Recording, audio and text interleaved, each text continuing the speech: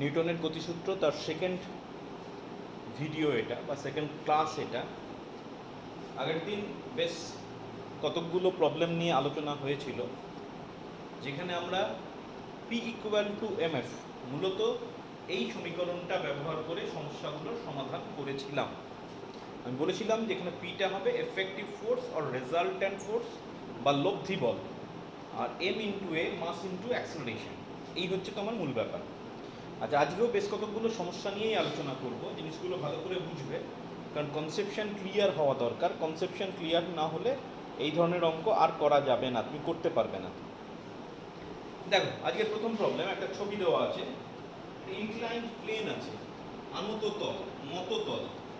আমি ধরে নিলাম আমার কাছে একটা নত তল আছে যার নতি কোণ হচ্ছে থিটা। আচ্ছা, এই ত্রিভুজের মতো যে তলটা আছে তার শীর্ষে একটা কপিকল বা পুলি লাগানো আছে। তারপর আমি একটা তার নিলাম বা সুতো নিলাম, সেই সুতোর দু প্রান্তে দুটো বস্তু আটকে দিয়েছে। একটাই সুতো কিন্তু কপিকলের উপর দিয়ে পাস করানো আছে। আমি ধরে নিলাম m1 is greater than m2, so the total system will move in this direction। ঠিক আছে, তাহলে আমি বলতে পারি সংস্থাটা এই অভিমুখে গতিশীল হবে, let it move with acceleration small a। এবার তুমি জানো বা আগের দিনও আলোচনা আমরা করেছি যে দুটো বস্তু যদি একটাই সুতোর সাহায্যে যুক্ত থাকে, if two bodies are connected by the same wire, then both the object will have same acceleration, অর্থাৎ উভয় বস্তুর ত্বরণ সেম। তাহলে এই m1 বস্তুটা যদি এই দিকে ত্বরণ হয়, অবভিয়াসলি m2 বস্তুটার এই দিকে ত্বরণ হবে। প্রশ্ন দিয়েছে আগের দিনের মতোই, find the acceleration of the system. আর 2 নম্বর বলেছে find the tension in the wire, সংস্থার ত্বরণ নির্ণয় করো এবং যে সুতোটা ব্যবহার করা হয়েছে সেই সুতোতে টান করো। সুতোটার কোনো নির্দিষ্ট ভর নেই, সুতোটা হচ্ছে ইনএক্সটেন্সিবল, অপ্রসার্য, মানে এই যে বল প্রয়োগ হচ্ছে তার জন্য সুতোটার কোনোভাবে দৈর্ঘ্য বৃদ্ধি বা হ্রাস কোনো রকম কিছু হচ্ছে না। তো এই ধরনের প্রবলেম আমি কীভাবে সমাধান করব?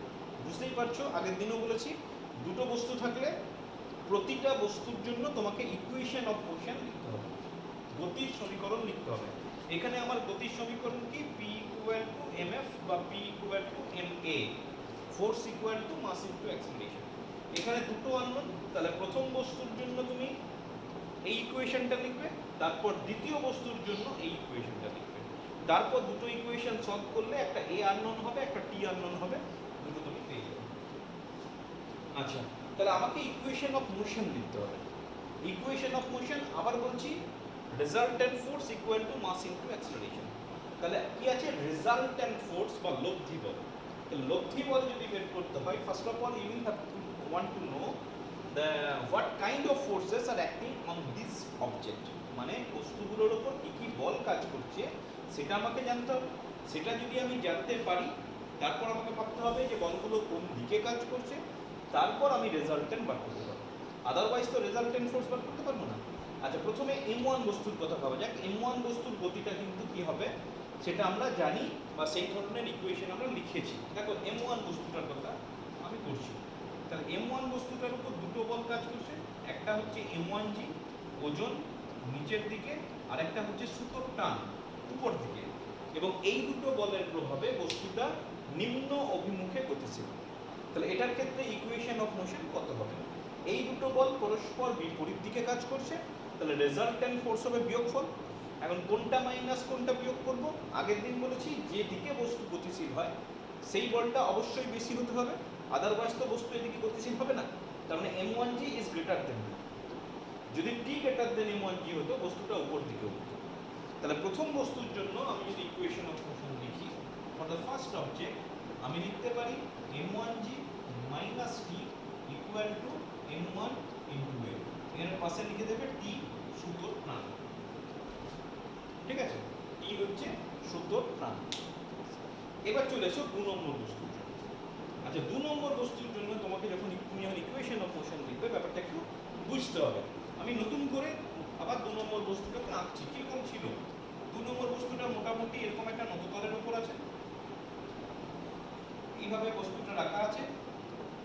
মানে আমি এখানে দেখতে চাইছি 2 নম্বর বস্তুর উপর কি কি বল কাজ করছে। এই ছবিটা ভালো করে বোঝার চেষ্টা করবে, তাহলে নততলের উপর প্রবলেম তুমি কোনোদিন করতে পারবে না। তাহলে ফার্স্ট অফ অল কি ফোর্স কাজ করতে পারে? বস্তুটার ওজন কাজ করবে। ওজনটা কোন দিকে কাজ করবে? ওজন সব সময় নিচের দিকে। তাহলে দেখো আমি লিখতে পারি m2g ডাউনওয়ার্ডস। ঠিক আছে, আর কি বল কাজ করবে? বস্তুটা সুতোর সাহায্যে লাগানো আছে এবং সুতোর টানটা এই দিকে কাজ করছে, এই দিকে সুতোর টানটা এদিকে কাজ করছে। আচ্ছা, এই দুটো ফোর্স তুমি খেয়াল করে দেখো, এই দুটো ফোর্স কিন্তু এই আগের মতো একই সরলরেখা বরাবর কাজ করছে না, যেটা আগের ক্ষেত্রে সুবিধা ছিল জাস্ট বিয়োগ করে দিলাম উল্টো দিকে। এখানে কিন্তু তা কিন্তু করতে পারবো না, তোমাকে ভাবতে হবে। আচ্ছা, আর কিছু ফোর্স কাজ করে, দুটো ফোর্স কাজ করে, এটা পরিষ্কার। একটা সুতোর টান, tension in the wire, and the weight of the object downward. আরেকটা ফোর্স কিন্তু কাজ করে, যেটা আগের দিনও উল্লেখ করেছিলাম, যে একটা বস্তুকে যখনই কোনো তলের উপর রাখা হয়, whenever an object is placed on any surface, maybe on the floor, maybe on some table, maybe on some chair or something else, কোনো একটা বস্তু যখন আরেকটা বস্তুর সংস্পর্শে রেখে দিয়েছি, তখন আমি বলতে পারি বস্তুটার ওজন নিচের দিকে কাজ করে। এটা নিয়ে কোনো সন্দেহ নেই। এবার তুমি নিউটনস থার্ড লটা নিয়ে ভাবো, যে এটার ওজন নিচের দিকে কাজ করে মানে কি? বস্তুটা এই পরিমাণ বল মেঝের ওপর প্রয়োগ করছে, যদি মেঝেতে রাখি, বা টেবিলে রাখলে বস্তু এই পরিমাণ বল টেবিলের ওপর প্রয়োগ করছে। তাহলে according to Newton's third law of motion, the table must produce a force in the opposite direction. তাহলে প্রতিক্রিয়া স্বরূপ আমি ভাবতে পারি মেঝে বা টেবিল সমপরিমাণ বল উপর দিকে প্রয়োগ করবে। এটা কখন হবে? যখন একটা বস্তু আরেকটা তলের সঙ্গে সংস্পর্শে থাকবে। সংস্পর্শে না থাকলে কিন্তু এই ফোর্সটা জেনারেট করবে না। দেখো এখানে এটার সঙ্গে কোনো টাচ নেই, তাহলে এক্ষেত্রে কিন্তু আমি এই বলটাকে নিয়ে আসি, কিন্তু এটা এটার সঙ্গে টাচ আছে, তাহলে এই বস্তুটার উপর এই বলটা কিন্তু আসবে। এটাকে কি বলা হয়? নর্মাল রিয়াকশন, লম্ব প্রতিক্রিয়া। আবার বলছি, এটা যদি ক্রিয়া হয় এটা প্রতিক্রিয়া, সেই জন্য প্রতিক্রিয়া বলা হলো। লম্ব প্রতিক্রিয়া কেন? It will always act normal to the surface on which it is placed. অর্থাৎ এই বলটা সবসময় বস্তু যে তলের উপর রাখা আছে, বা টেবিলের উপর হোক, মেঝের উপর হোক, তার সঙ্গে লম্বভাবে কাজ করবে অলওয়েজ। তাহলে এখানে তোমার বস্তুটা এই তলটার উপর আছে, তাহলে লম্ব প্রতিক্রিয়া কোন দিকে কাজ করবে? এই তলটার সঙ্গে লম্বভাবে কাজ করবে। বুঝে নেবে, যেমন তেমন করে আঁকবে না, ছবিটা ভালো করে বুঝবেন। First of all weight downwards, একদম ডাউনওয়ার্ডস, সোজা নিচের দিকে। সুতোর টান প্যারালাল টু দিস সারফেস, এর উপর বস্তুটা রাখা আছে, সুতোটা দিয়ে এইভাবে টানা হচ্ছে, তাহলে প্যারালাল টু দিস সারফেস, এদিক ওদিক করবে না। আর নর্মাল রিয়াকশন কি বললাম? যে তলে রাখা আছে এই যে পেন, এই পেনটার সঙ্গে লম্ব হবে, যে তলে রাখা থাকবে তার সঙ্গে লম্ব। তাহলে দেখো, যে তলে রাখা আছে তার সঙ্গে লম্ব। তাহলে নততলের উপর যে বস্তুটা রাখা আছে তার উপর অ্যাকচুয়ালি তিনটে ফোর্স কাজ করছে, আর কোনো ফোর্স কিন্তু কাজ করছে না। আরেকটা টাইপের ফোর্স থাকতে পারতো, কিন্তু ওটা আমরা এখনো পড়িনি, ফ্রিকশনাল ফোর্স বা ঘর্ষণ বল, ওটা একটা থাকবে। যেহেতু ওটা এখনো পড়া হয়নি, আমরা ওটাকে আলোচনার মধ্যে আনছি না। যখন ঘর্ষণ বল পড়া হয়ে যাবে বা অমসৃণ তল বলা থাকবে, তখন কিন্তু আমাকে ঘর্ষণ বলটাকেও এই ক্যালকুলেশনের মধ্যে আনতে হবে, এবং সেটা কিভাবে হবে পরে আলোচনা করব। বেশ, এই তিনটে বলের অধীনে বস্তুটা এই বরাবর গতিশীল হচ্ছে, তাই তো? এবার তুমি ভেবে বলো যে এই তিনটে বলের লব্ধি বের করা যাবে? যাবে না, কারণ আমি কোনো কোণগুলোই তো জানি না। এটা 90 ডিগ্রি বুঝতে পারছি, বাকি কোণগুলো সম্পর্কে আমার কোনো আইডিয়া নেই। তাহলে আমাকে এমন কিছু একটা করতে হবে যাতে আমি ইকুয়েশন অফ মোশন লিখতে পারি। কি করব? একটাই উপায়, এই দুটো লম্ব, এটাকে নিয়ে আমি আর ঘটাচ্ছি না।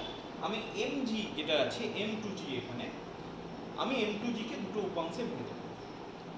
We will resolve m2g into two perpendicular components. আচ্ছা, কিভাবে ভাঙবো সেটাও ভালো করে জেনে রাখবে। দেখো, একটা কম্পোনেন্ট হবে t এর উল্টো দিকে, যেমন খুশি আঁকবে না, it must be opposite to capital T। তাহলে এটা যদি ক্যাপিটাল টির উল্টো দিকে হয়, আমি জানি কম্পোনেন্ট আর পারপেন্ডিকুলার টু ইচ আদার, তাহলে আরেকটা কম্পোনেন্ট হয়ে যাবে r এর উল্টো দিকে। কথাগুলো ভালো করে শুনে রাখো। One of the component will be opposite to the direction of r and another component will be opposite to the direction of t. একটা r এর বিপরীতে কাজ করবে, একটা t এর বিপরীতে কাজ করবে। দেখো t আর r লম্ব, তাহলে এই দুটো লম্ব। এখন প্রশ্ন হচ্ছে, আমি তো উপাংশে ভাঙলাম, কোন দিকে তাও পেয়ে গেলাম, কিন্তু আমি কি জানি উপাংশের একটা মান হচ্ছে কস, একটা মান হচ্ছে সাইন। তো এখানে কোনটা কস হবে আর কোনটা সাইন হবে বুঝবো কি করে? তোমাকে বলে রাখি, এটা যদি নতিকোণ হয় তাহলে সেক্ষেত্রে এই কোণটাও থিটা হবে, এবং সেক্ষেত্রে এই কম্পোনেন্টটা হয়ে যাচ্ছে m2g cos থিটা, আর এই দিকের ফোর্সটা হয়ে যাচ্ছে m2g sin থিটা। কেন এটা থিটা হলো সেটা তুমি জ্যামিতি দিয়ে নিজেই করে নিতে পারবে, যদি করতে না পারো তো আমি ছোট্ট করে বলে দিই, কারি যদি কনফিউশন লাগে এটা এটা থিটা হলে এটা থিটা কি করে হবে। তো আমি এইভাবে দেখাচ্ছি, দেখো জ্যামিতি, আমি বস্তুটাকে আঁকছি না, এই কোণটা ছিল থিটা, তাহলে আমি যদি এই দিকে একটা রেখা টানি, সাপোজ এখানে নেই ছবিতে, তাহলে এই কোণটা থিটা হবে, তো একান্তর কোণ হিসেবে থিটা হবে। আচ্ছা এবার দেখো, আমি যদি ডাউনওয়ার্ড যেটা করলাম, যেটাকে m2g বলেছি, এটা যদি থিটা হয়, এই টোটালটা তো 90 ডিগ্রি, তাহলে এই কোণটা কত হবে? 90 মাইনাস থিটা, ঠিক আছে? আচ্ছা এবার আমি টানছি, দেখো ওই তলটার সঙ্গে লম্ব, মানে এই তলের সঙ্গে লম্ব, তাহলে এই টোটালটা 90 ডিগ্রি, তাহলে এই কোণটা যদি 90 মাইনাস থিটা হয়, তাহলে এই কোণটা থিটা হবে না, বুঝে গেছে? তাহলে এই কোণটা কেন থিটা করলাম, ঠিক? বেশ, এবার চলে এসো, তাহলে যখন কম্পোনেন্টে রিজলভ করা হয়ে যায়, আগেও আলোচনা হয়েছে, তখন আমি আর নেট ফোর্সটা নিয়ে আর ভাববো না। তাহলে আমি ধরে নেবো যে এই নেট ফোর্সটা নেই, তোমরা বুঝবে না, আমি জাস্ট তোমাদের বোঝার সুবিধার জন্য বলছি। তাহলে মনে মনে ধরে নিলাম এটা আমার নেই, আমার এটার বদলে এই দুটো ফোর্সকে আমি ধরেছি। এবার যদি তুমি একটু ভালো করে অবজার্ভ করো, দেখো এবার যে ফোর্সগুলো পেয়েছি, এই ফোর্সগুলো কিন্তু পরস্পর বিপরীত দিকে, আমার কিন্তু ইকুয়েশন অফ মোশন লেখা সোজা হয়ে গেছে। খেয়াল করে দেখো, এই দুটো ফোর্স যে আছে, এই দুটো ফোর্সের জন্য কিন্তু বস্তুর কোনো গতি হয়নি বা হবে না। তার কারণ হচ্ছে এই বলটা আর এই বলটা পরস্পরকে ব্যালেন্স করে, কারণ বস্তুর তো এই বরাবর কোনো গতি নেই। তাহলে যদি আর বরাবর বা m2g cos থিটা বরাবর গতি না থাকে, তাহলে আমার একটাই conclusion, r must be equal to m2g cos theta. তাহলে আমি লিখে ফেলতে পারি, দ্বিতীয় বস্তুর জন্য ফর দ্য সেকেন্ড অবজেক্ট, প্রথম যেটা ইকুয়েশন আমি লিখতে পারি, r equal to m2g cos theta. Clear? তার কারণ হচ্ছে এই বরাবর বস্তুর গতি নেই, so the net force along this direction must be zero. তাহলে মাস্ট বি জিরো মানে this two opposite forces must be equal. আচ্ছা বলে রাখি, আমার এখানে গতির সমীকরণের ক্ষেত্রে এই ইকুয়েশনটা কোনো কাজে লাগবে না, আমি জাস্ট লিখে দেখালাম, কারণ এটা আমি লিখতে পারি, আমি সেই হিসেবে লিখে দেখালাম। কিন্তু আমার এখানে গতির ক্ষেত্রে কোনো কাজে লাগছে না, এই বরাবর বস্তুর গতি নেই, সুতরাং এটা কাজে লাগবে না। কিন্তু ফ্রিকশনের ক্ষেত্রে এটা কাজে লাগবে একটা অন্য কারণে, সেই জন্য আমি আগে থেকে লিখে রাখলাম, কিন্তু এক্ষেত্রে কাজে লাগছে না। বেশ, এবার কোন দুটো ফোর্স বাকি থাকলো? এই ফোর্সটা বাকি থাকলো আর এই ফোর্সটা বাকি থাকলো, টি আর m2g sin থিটা। আচ্ছা বস্তুটা কোন দিকে যাচ্ছে? টি বরাবর, তাহলে ইকুয়েশন অফ মোশন কি হবে? এটা বড় না এটা বড়? অবভিয়াসলি এইদিকে যাচ্ছে মানে এটা বড়, তাহলে রেজাল্টেন্ট ফোর্স কি হবে? টি মাইনাস m2g sin থিটা।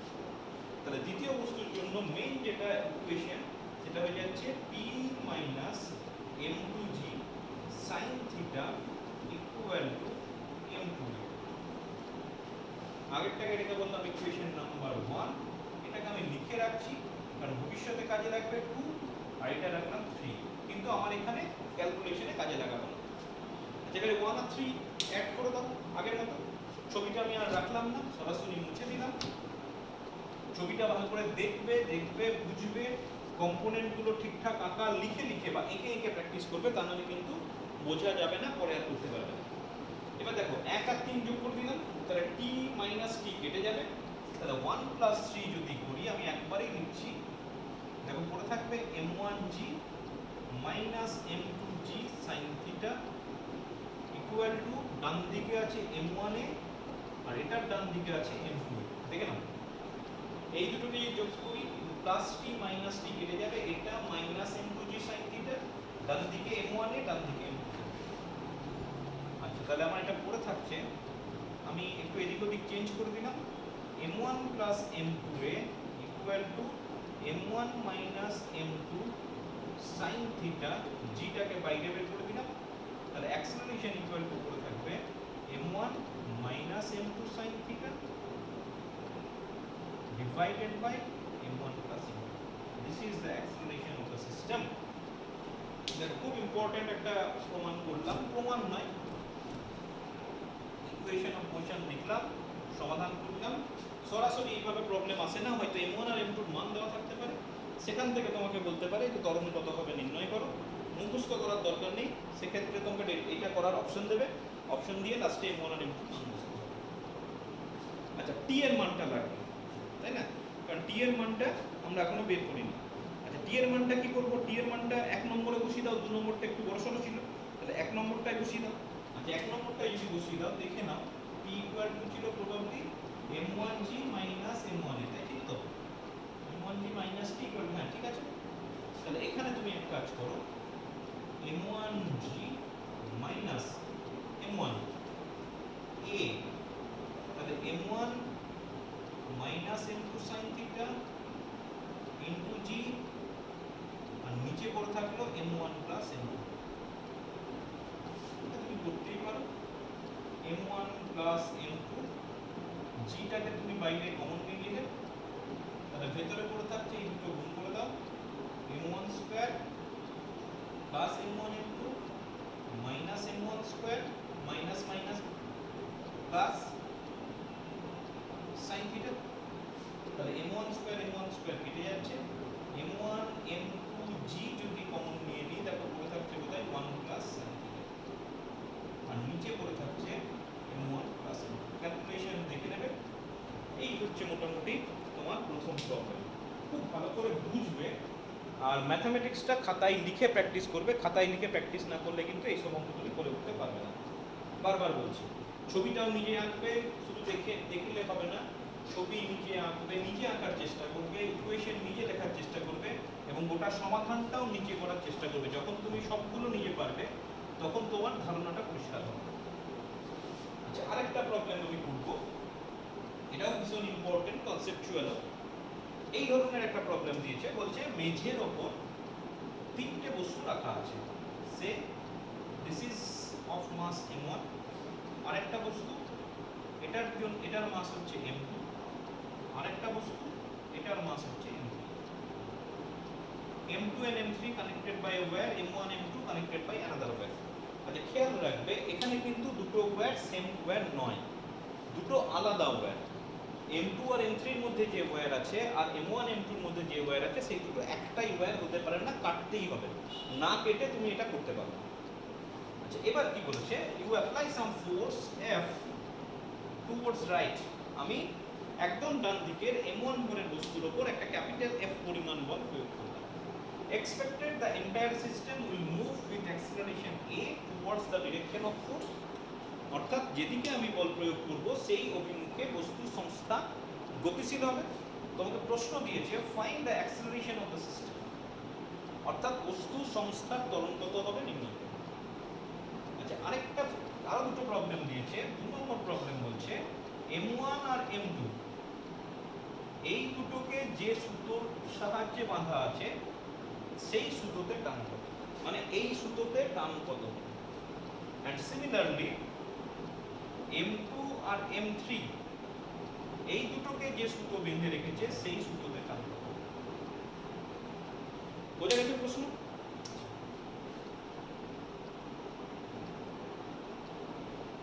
দেখো কিভাবে করবে,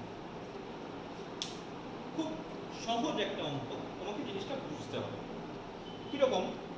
দেখো, আমি ফার্স্ট অবজেক্টে ফোর্স অ্যাপ্লাই করছি F, তাহলে ফার্স্ট অবজেক্টে যদি আমি ফোর্স অ্যাপ্লাই করি, তাহলে ফার্স্ট অবজেক্টটাকেই টানছি, কিন্তু ফার্স্ট অবজেক্টের সঙ্গে সেকেন্ড অবজেক্ট একটা সুতো দিয়ে বাঁধা আছে বা তার দিয়ে বাঁধা আছে।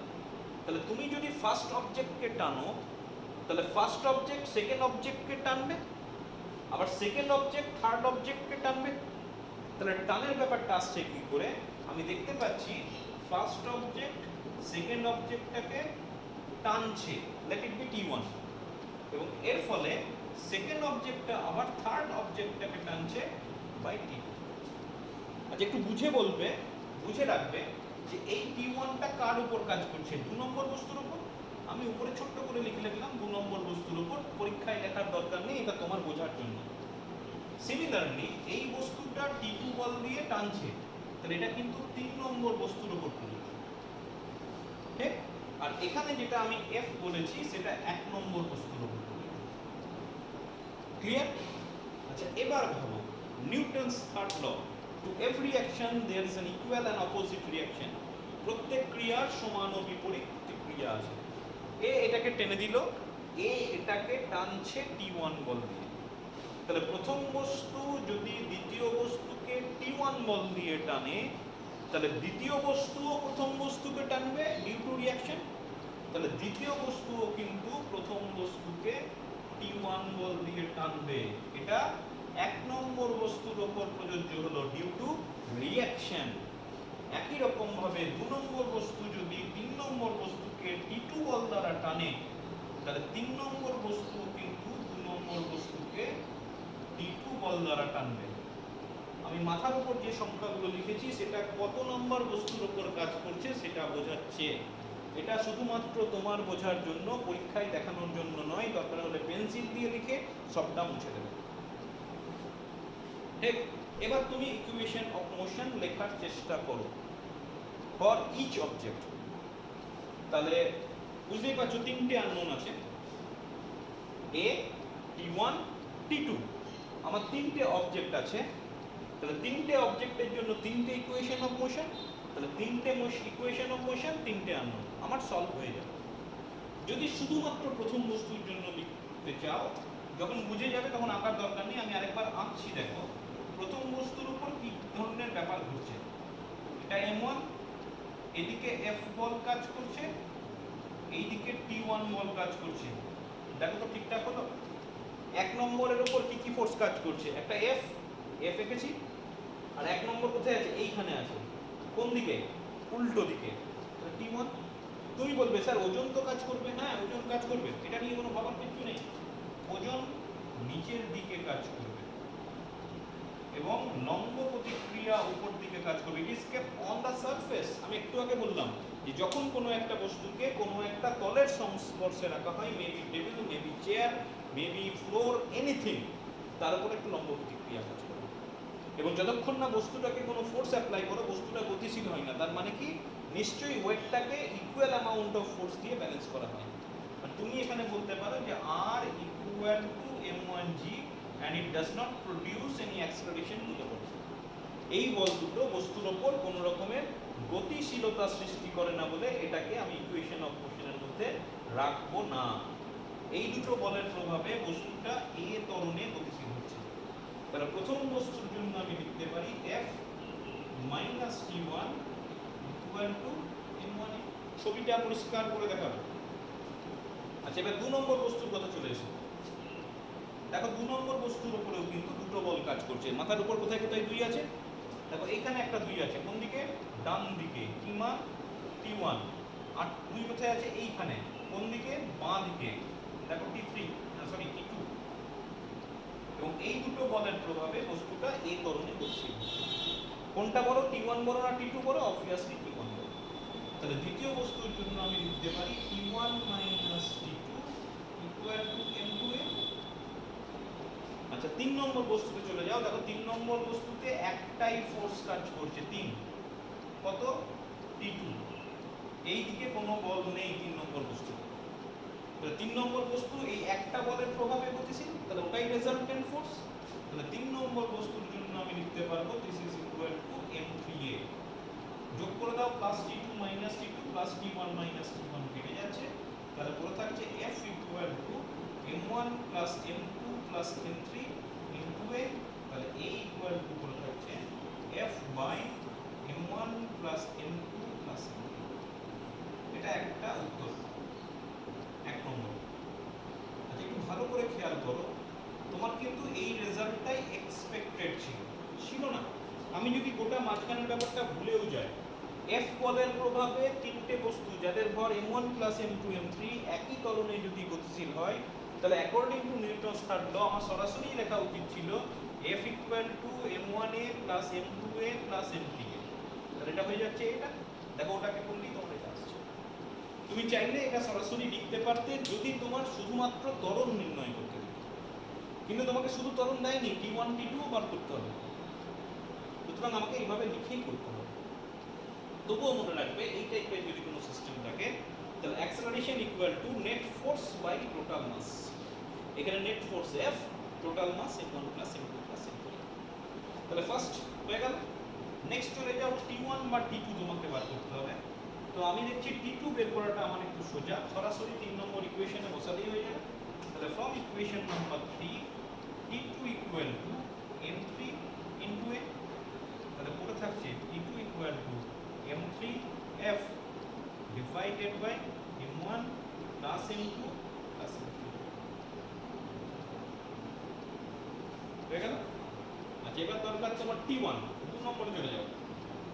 আমি লিখতে পারি T1 equal to T2 plus m2a। আচ্ছা T2 এখনই বের করলাম, m3f divided by m1 plus m2 plus m3 plus m2a, m2a equal to f by m1 plus m2 plus m3। এটা করলে পড়ে থাকছে m2 plus m3 into f divided by m1 plus m2 plus m3। দেখো সবগুলোই বেরিয়ে গেল, খুব জটিল কোনো স্টেপ নেই, কিন্তু তোমাকে গোটা ব্যাপারটা বুঝতে হবে, রিয়েলাইজ করতে হবে প্রতিটা স্টেপ কেন এলো, কোত্থেকে এলো, ফোর্সগুলো বুঝতে হবে, কোন ডিরেকশনে কাজ করছে, রেজাল্টেন্ট ফোর্স কত হবে। গোটা ব্যাপারটা তুমি যদি ধারণা করতে না পারো তাহলে কিন্তু পরবর্তীকালে আর অঙ্কগুলো করতে পারবে না। আবার বলছি, ছবি নিজে আঁকবে, নিজে ফোর্সগুলোকে দেখানোর চেষ্টা করবে, সেখান থেকে নিজে ইকুয়েশন অফ মোশন লেখার চেষ্টা করবে। তারপর যদি তুমি করতে পারো তাহলে শেষে সমাধান করবে। এই সবগুলো যদি তুমি নিজে যখন করতে পারবে তুমি বুঝতে পারবে যে আমি অঙ্কটা বুঝতে পেরেছি বা এই ধরনের অঙ্ক আমি পরবর্তীকালে করতে পারবো। বেশ, নেক্সট প্রবলেম চলে যাই। নেক্সট প্রবলেম একটা গ্রাফ দিয়ে দিয়েছে, আরও করবো এই ধরনের অঙ্ক, এখনো শেষ হয়নি, অনেক ধরনের অঙ্ক আছে। নিউটনস ল গোটাটাই তোমার প্রায় অঙ্কের বেশি অঙ্কই বলতে পারো, খুব অল্প থিওরি আছে, প্রচুর এই ধরনের প্রবলেম হয়। তোমার কনসেপশন যদি পরিষ্কার করতে না পারো তাহলে সেক্ষেত্রে কিন্তু কঠিন মনে হবে, তুমি করতে চাইবে না, এই ব্যাপারটা ঘটবে। আর সঙ্গে সঙ্গে করে রাখবে, এটা 2 মাস পরের জন্য ফেলে রাখবে না। আর তোমার যদি কাল আজকে দিয়ে দিই, আজকেই তুমি দেখো, তাহলে আজকেই গোটা ব্যাপারগুলো করে ফেলার চেষ্টা করবে। আচ্ছা প্রবলেম নাম্বার 3 বললাম একটা গ্রাফ দিয়ে, গ্রাফটা আমি এঁকে ফেলছি, বড় সড় একটু গ্রাফ আছে। সাপোজ এক্স অক্ষ বরাবর প্লট করা হয়েছে সময়, এবং সময়ের একক দেওয়া আছে মাইক্রোসেকেন্ড, আর ওয়াই অক্ষ বরাবর ফোর্স রিপ্লেস করা হয়েছে, মানে ফোর্স রিপ্রেজেন্ট করা হয়েছে along x axis, time is plotted along x axis and force is plotted along y axis, respective units are given। আচ্ছা x অক্ষ বরাবর স্কেলটা এভাবে দেওয়া আছে, সাপোজ 4 8 12 16, 4 8 12 16, আরেকটু বাড়ানো যেতে পারে ওখান থেকে, একটু স্কেলটাকে আরেকটু করছি, দূরে 4 করে নিলাম, এটা 4, মোটামুটি ইকুয়াল ডিস্টেন্সে 8, ইকুয়াল ডিস্টেন্সে 12, আর এটা 16। আচ্ছা এইদিকে তোমার আছে 200 পর্যন্ত আছে, তো আমি ধরে নিলাম এটা 200, 400,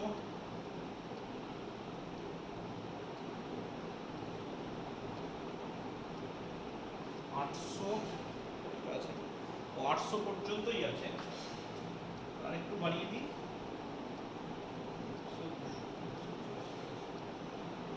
এটাকে একটু আমি চেঞ্জ করছি, স্কেলটা ঠিকঠাক বসাবে। এটা হচ্ছে 800, তাহলে এটা হচ্ছে 400,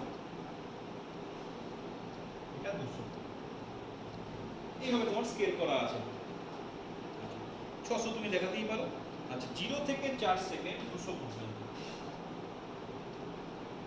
আচ্ছা যেটা সলিড আঁকছি সেটাই হচ্ছে তোমার কিন্তু অ্যাকচুয়াল গ্রাফ, যেটা ডট ডট আঁকছি সেটা বুঝবে তোমার স্কেলের আঁকার জন্য বা সুবিধার জন্য, ডট ডটটা অ্যাকচুয়াল গ্রাফ নয়, যেটুকু সলিড গ্রাফ সেটাই হচ্ছে তোমার অ্যাকচুয়াল গ্রাফ।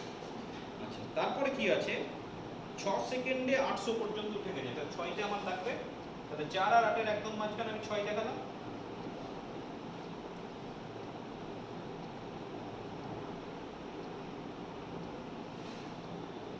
তাহলে এটা উঠে গেল, এটা হচ্ছে তোমার মেন গ্রাফ। ডট ডটটা কিন্তু গ্রাফ নয়।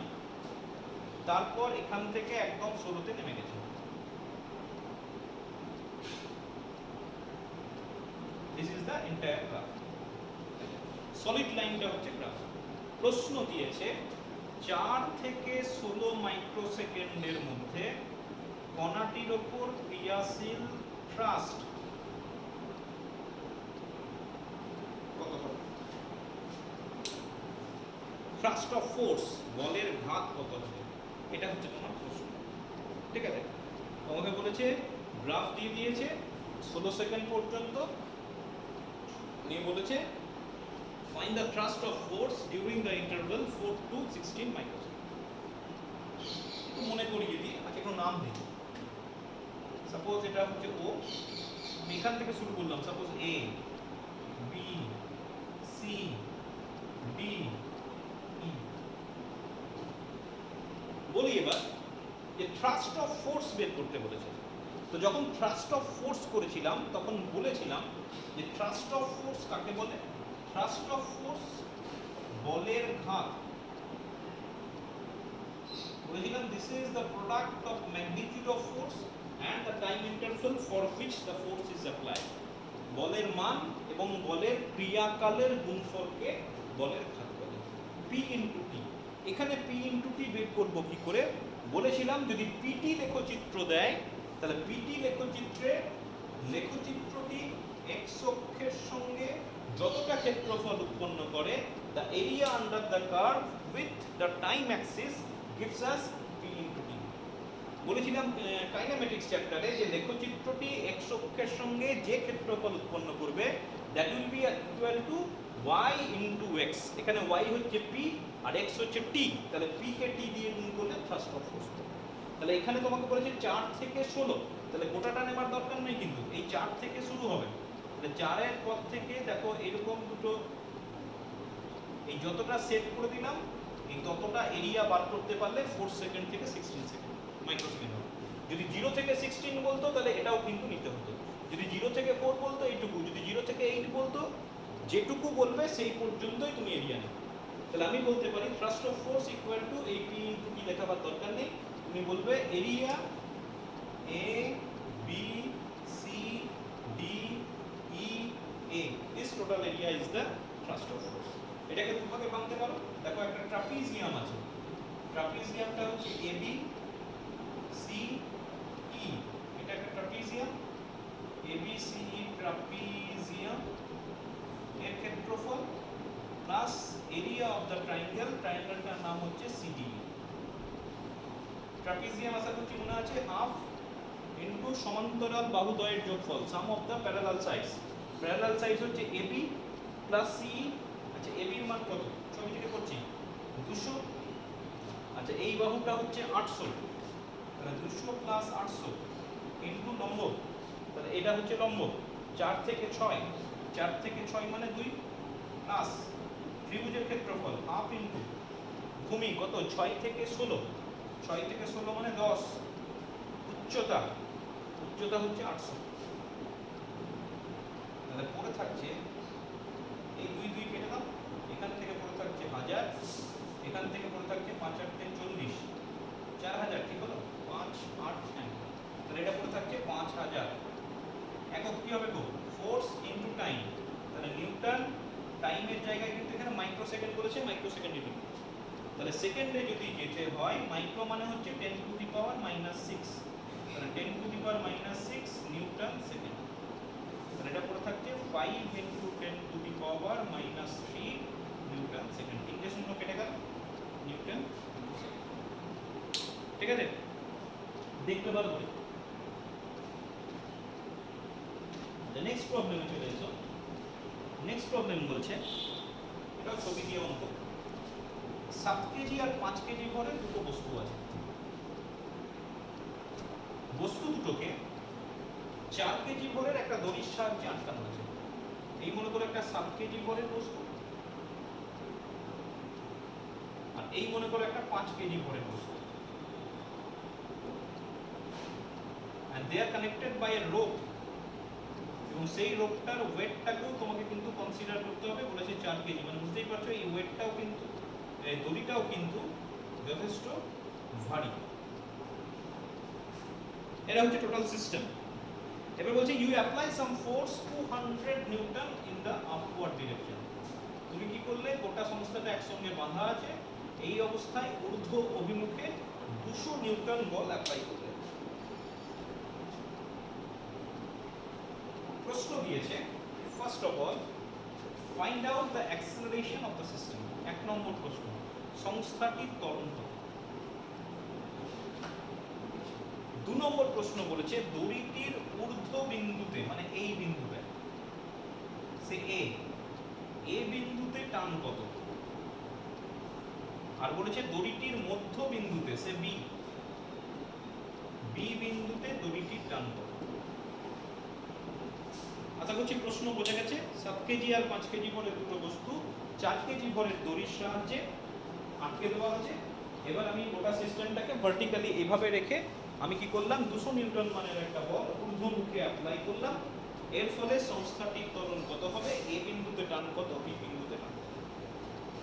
ফার্স্ট পার্টটা খুবই সহজ। এইদিকে বল প্রয়োগ করছি, এদিকে ত্বরণ, তাহলে উপর দিকে 200 নিউটন বল, নিচের দিকে কত বল কাজ করবে, টোটাল ওয়েট কাজ করবে। নিচের দিকে টোটাল ওয়েট কত, 7 কেজি, 4 কেজি, 5 কেজি, 7 4 11 5 16।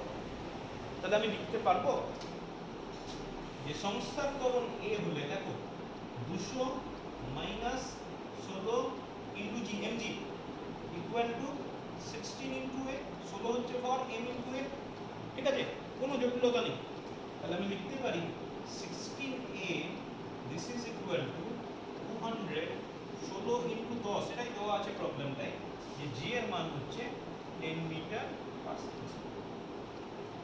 তাহলে এটা পড়ে থাকছে 160, 200 মাইনাস 160 মানে 40, এই ইকুয়াল টু পড়ে থাকছে 40 বাই 16, তাহলে 5 বাই 2, দিস ইজ 2.5 মিটার পার সেকেন্ড।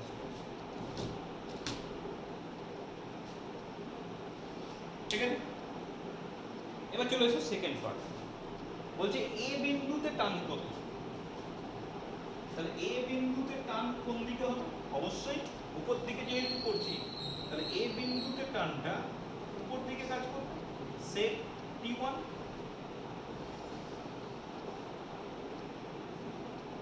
ঠিক আছে, কেন মুছলাম তুমি বুঝতে পারবে। তাহলে এ বিন্দুতে যেটা টান হবে সেটা উপর দিকে কাজ করবে, সে T1। ঠিক, তাহলে এবার আমি এই বিন্দুর কথা বলেছি, তাহলে এই বিন্দুর নিচের দিকে যে বস্তু আছে সেই বস্তুটার ওজন কিন্তু নেব, কারণ 7 কেজি ভরের ওজনটা কিন্তু এর 7 কেজিটা উপর দিকে আছে। তাহলে 7 কেজির এটা কিন্তু আমি নিচ্ছি না, কারণ তুমি যদি ধরে থাকো এ বিন্দুতে, যদি ধরে থাকো, সাপোজ এ বিন্দুর টান মানে কি, এ বিন্দু যদি ধরে থাকো তাহলে তোমার হাতে যে বল কাজ করবে।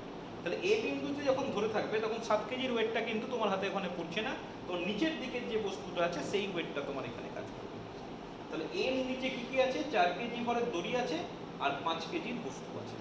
তাহলে এ বিন্দুতে টান যদি T1 হয়, তাহলে T1 মাইনাস কত আছে, 4 আর 5 এ 9, তাহলে 9g ইকুয়াল টু 90। ঠিক আছে, T1টা উপর দিকে কাজ করছে, নিচের দিকে এইটা তো আর উপর কাজ করছে না, 7 কেজিটা উপরে চলে গেছে, নিচে কাজ করছে 5 আর 4 এ 9, তাহলে 9g নিচের দিকে, নেট অ্যাক্সেলারেশন হয়ে গেল 9 ইনটু a। তাহলে T1 ইকুয়াল টু উপরে থাকছে 9g প্লাস a, তাহলে এটা পড়ে থাকছে 9g মানে 10, a মানে হচ্ছে 2.5, 10 আর 2 12, 0.5, 9 12 108, তাহলে 112.5। ঠিক আছে, এবার করেছে বি বিন্দুতে। তাহলে বি বিন্দুতে মানে এটা একটা ছবি দেখাবার দরকার নেই, তাহলে আমি উপরের পার্টটা এখানে মুছে দিলাম, উপরের পার্টটা কিন্তু ওয়েট নিচে আর আসবে না। তাহলে বি বিন্দুতে টান যদি T2 হয়, তাহলে এখন নিচের দিকে কত হবে, দড়িটা তো অর্ধেক হয়ে গেছে, তাহলে ওয়েটটা অর্ধেক হয়ে যাবে। তাহলে আমি এখানে লাস্টেরটায় 4 কেজির জায়গায় 2 কেজি ওয়েট ধরবো, আর এটা 5 কেজি যেমন আছে থাকবে। তাহলে বি বিন্দুতে টান বা মধ্যবিন্দুতে টান T2 হলে let the tension in the wire at the midpoint be T2, তাহলে T2 minus 7G equal to 7, তাহলে T2 equal to কত থাকছে 7G plus F, তাহলে এটা পড়ে থাকছে 7 10 plus 2.5 12 7 into 12.5 7 12 84, তাহলে 87.5। খুব জটিল কিছু ছিল না, কিন্তু তোমার ধারণাটা ওখানে পরিষ্কার করা দরকার যে টেনশন কোথায় আছে, কিভাবে কাজ করছে, এই ব্যাপারগুলো তোমাকে ঠিকঠাক বুঝতে হবে।